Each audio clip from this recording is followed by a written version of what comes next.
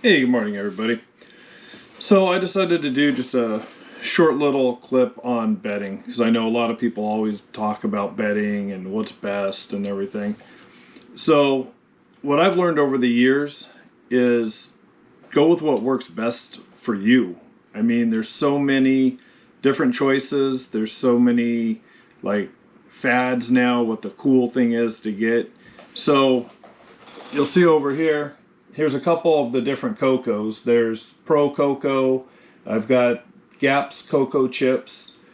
The cocoa bedding is super popular right now. Of course, there's a lot of other big names. A lot of breeders are selling it on the side. So you can go with that. If you do, it's all pretty much the same. I say go with whoever's the closest to you. That's going to save you the most money. So for example, Gaps is over on the East Coast. So it's going to be a lot cheaper to get that to you over there than trying to have somebody from the West Coast ship it all the way across. If you're over here, then you might want to go with Jesse at Always Evolving Pythons or Shane at Small Town Exotics. Now, me personally, I use this So Fresh. It actually comes from Petco, and it is a chipped aspen. Now, throughout the years, long before cocoa got popular, Santa chips was around for a long time.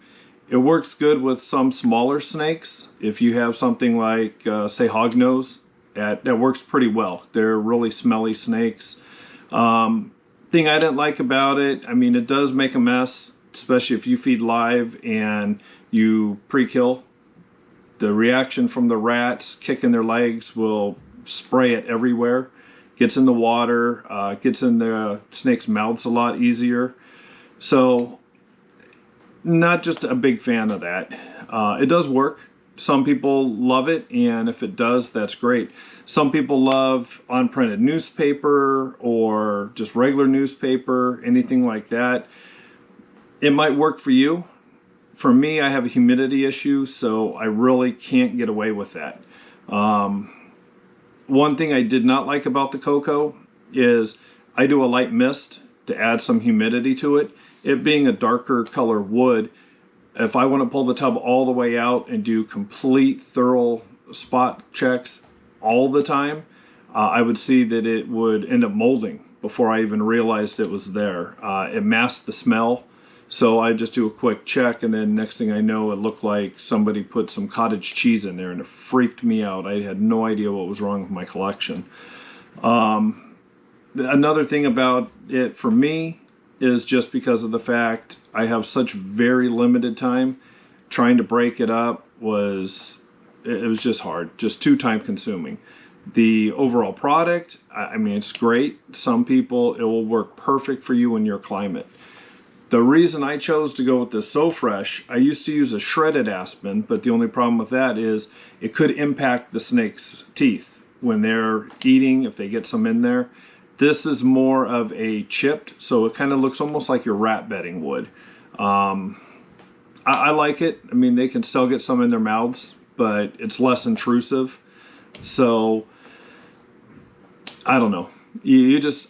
thing I've found is anytime you get people telling you, oh, it's this has to be what you use, they don't have a clue what they're talking about. Everybody's got to remember the climates are so far different. From me being in Southern California, San Diego area is going to be way different than, say, somebody up in Washington, who it rains all the time, a lot more humidity. Texas, super hot. You get up into New York, Maine, where it gets really cold. Find what works for you in your area. I know there's hemp bedding is coming up. Dee's Balls out of Florida has some, and I tried it. I personally didn't like it for the snakes. For the rodents, it was great. My problem was, same thing, trying to get it from Florida to here, it just wasn't really cost effective. You know, look and see what's out there and look and see what works for you. Don't go off what other people tell you. Don't go off of what the fads are. Figure out what's going to work as far as for your time constraints, for your ability to spot clean effectively right away, just everything, humidity. So take the advice of people, but do a little bit of research yourself and a little trial and error and see what works for you. That's what you really need to go with. So thanks for watching.